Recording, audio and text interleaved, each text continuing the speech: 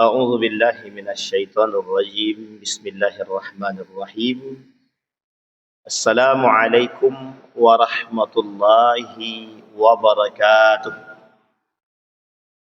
الحمد لله رب العالمين الحمد لله الذي أرسل رسوله بالهدى ودين الحق ليظهره على الدين كله وكفى بالله شهيدا أشهد أن لا إله إلا الله وحده لا شريك له وأشهد أن محمدا عبده ورسوله لا نبي بعد اللهم صل وسلم وبارك على هذا النبي الكريم اللهم صل على محمد وعلى آل محمد في العالمين إنك حميد مجيد يا أيها الناس اتقوا ربكم الذي خلقكم من نفس واحدة وخلق منها زوجها وبث منهما رجالا كثيرا ونساء واتقوا الله الذي تساءلون به والأرحام إن الله كان عليكم رقيبا. Puji syukur kehadirat Allah dengan mengucapkan alhamdulillahirabbil alamin. Bersalawat kepada Nabi dengan mengucapkan Allahumma salli ala Muhammad wa ala ali Muhammad fil alamin innaka Hamidum Majid. Baginda Nabi Muhammad sallallahu alaihi wasallam ketika Auf ibn Malik berkata ataitun Nabi sallallahu alaihi wasallam, kata Auf ibn Malik, aku datang kepada baginda Nabi Muhammad sallallahu alaihi wasallam. Kemudian ketika itu Nabi Muhammad sallallahu alaihi wasallam berada fi qubbati min Adam.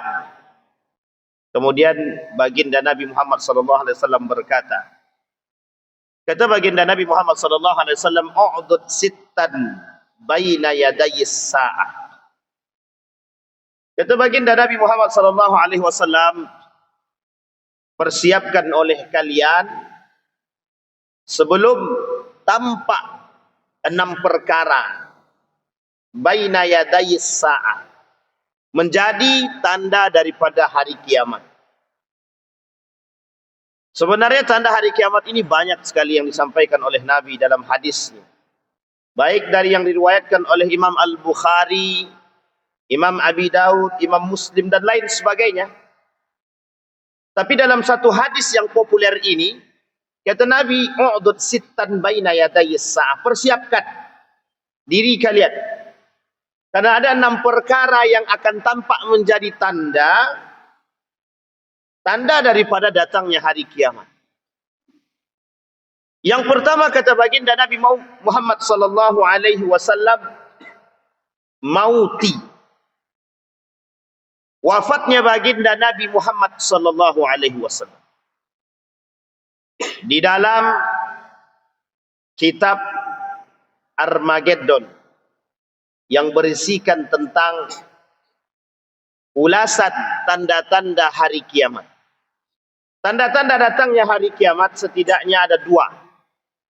Satu tanda yang besar, yang kedua satu tanda yang kecil. Tanda-tanda besar ada 10 setidaknya kata para ulama, merujuk kepada hadis baginda Nabi Muhammad SAW.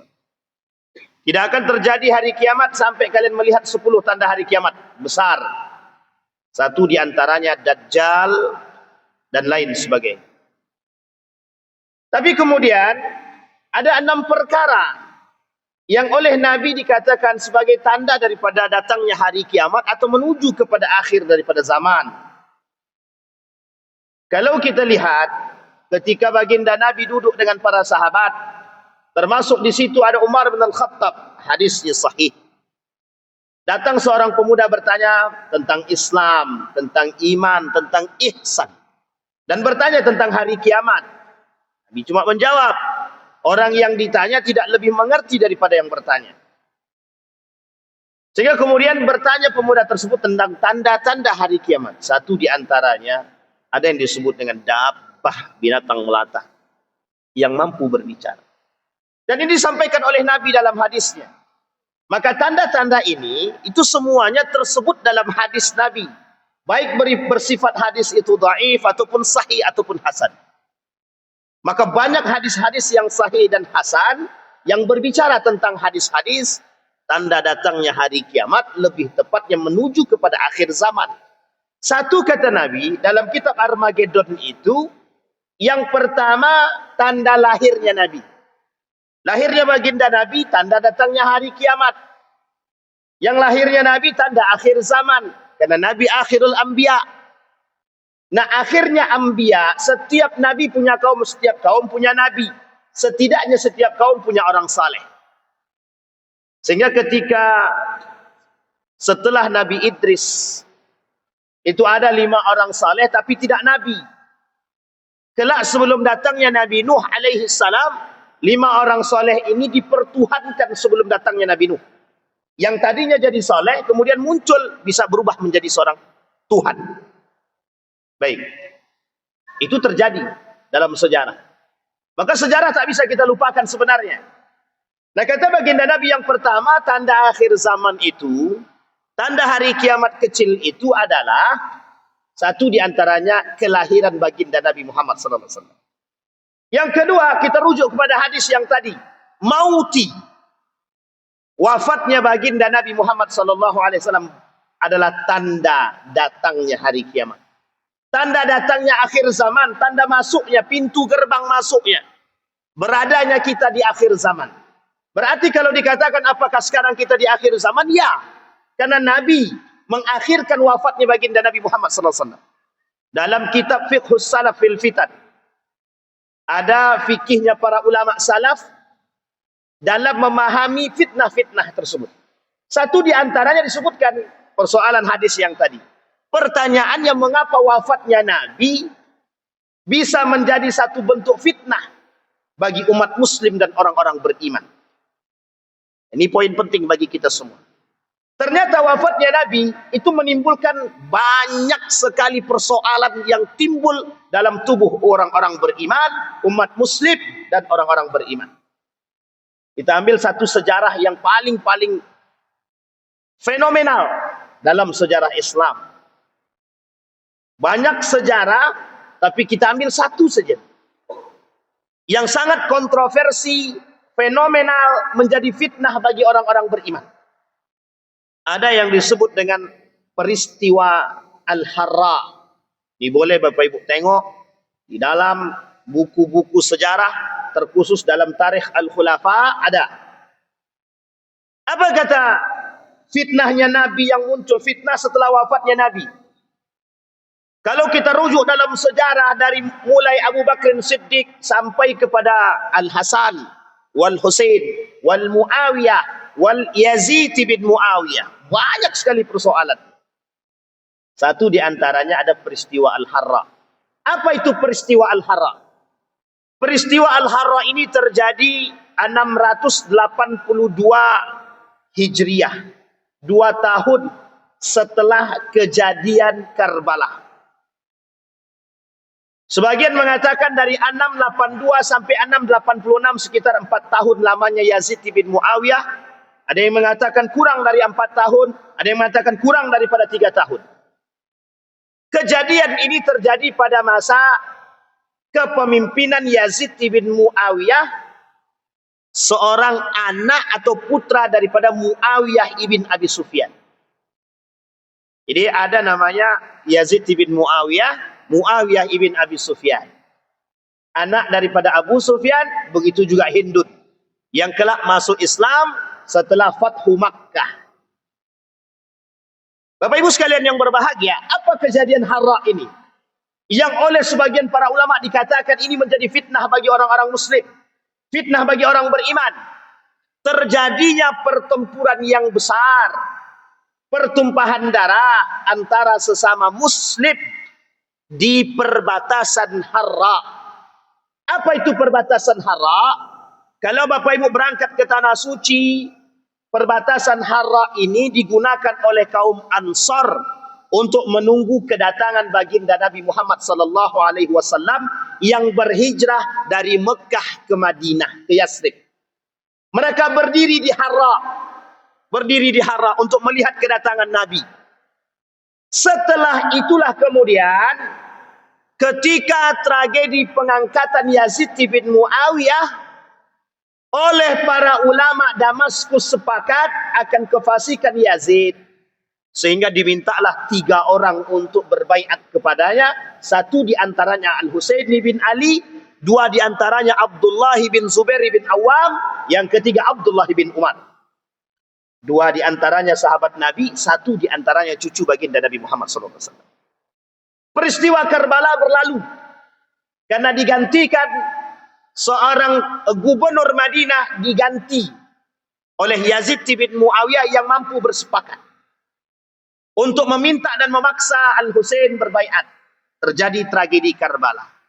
2 tahun setelah tragedi Karbala terjadi, muncul yang disebut dengan Al-Hara.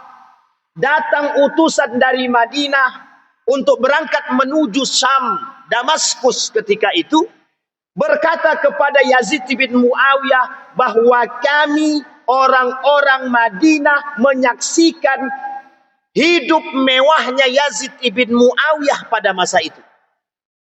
Sementara di tengah yang lain, nilai-nilai yang terbangun oleh Yazid ibn Muawiyah dalam masa kepemimpinan selama 1 tahun 2 tahun tersebut sama sekali tidak menggambarkan nilai-nilai keislaman. Jadi diasingkan nilai-nilai keislaman oleh Yazid ibn Muawiyah.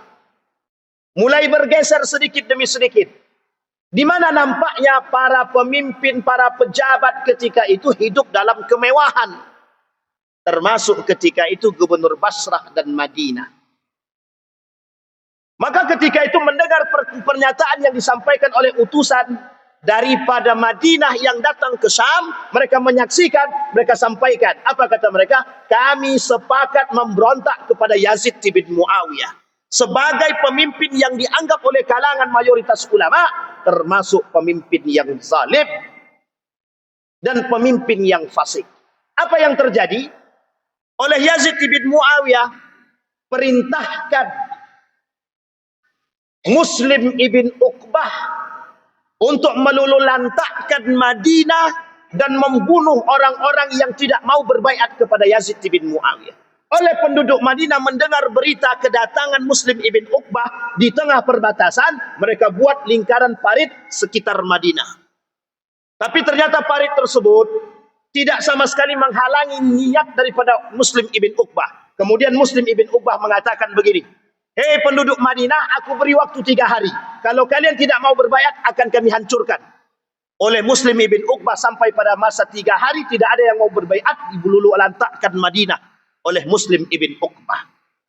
Uniknya tragedi ini disampaikan dalam sejarah bahwa penduduk Madinah mengkhianati Yazid bin Muawiyah. Tapi sesungguhnya penduduk tersebut tidak mau dengan kezaliman. Yang pertama. Yang kedua, apa yang dilakukan oleh Muslim ibn Uqbah? Dihalalkan oleh Muslim ibn Uqbah kepada semua militer-militernya untuk memperkosa wanita-wanita muslimah yang ada di Madinah. Yang ketiga, boleh halal mengambil semua harta-harta penduduk Madinah. Sama-sama muslim. Dihalalkan oleh Muslim ibn Uqbah yang ketika itu masuk dalam kategori namanya isbah. Isbah itu membenarkan setiap perbuatan-perbuatan yang dulunya diharamkan. Mengambil rampasan, membunuh yang tak mau berbaiat, memperkosa wanita-wanita. Sampai kemudian Muslim ibn Uqbah tidak mau langsung berangkat ke Mekah. Karena tujuan kedua adalah kota Mekah. Tapi apa yang dilakukan oleh Muslim ibn Uqbah? Berdiam 3 hari. Membenarkan pemerkosaan dan pada perbuatan-perbuatan tercela yang dilakukan kepada penduduk Madinah.